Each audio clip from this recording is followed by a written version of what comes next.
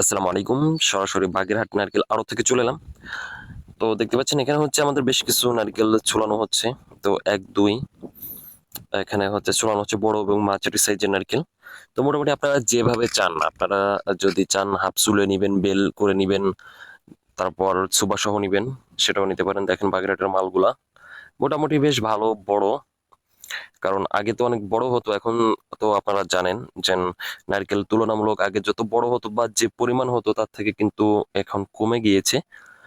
তো যারা নতুন দেখতেছেন আমাদের ভিডিও, আশা করব আপনারা আমাদের চ্যানেলটি সাবস্ক্রাইব করে বেল বাটনটি অন করে দিবেন।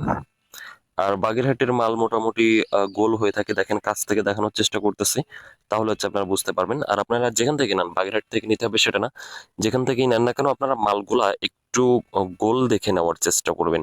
তাহলে হবে কি, আপনার ভিতরের যে অংশ থাকবে নারকেলের মেইন অংশ, সেটা কিন্তু অনেক বড় পাবেন। আর বাগেরহাটের নারকেলের বৈশিষ্ট্য আসলে সবসময় আসলে বলা ঠিক না, তারপর আপনারা একটু জেনে রাখেন।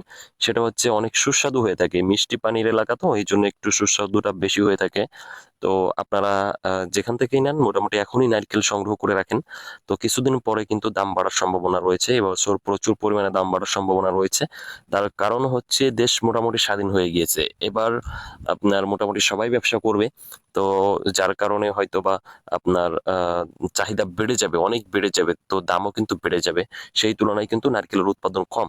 তো যারা নিতে চাচ্ছেন তারা কিন্তু স্ক্রিনে যে নাম্বার দেখতে পাচ্ছেন এই নাম্বারে কল করতে পারেন। সারা বাংলাদেশ জুড়ে কিন্তু আমরা কুরিয়ারে পাঠিয়ে থাকি। আর ভালো লাগলে অবশ্যই আমাদের চ্যানেলটি সাবস্ক্রাইব করে বেল বাটনটি অন করে দিতে পারেন। আসসালামু আলাইকুম।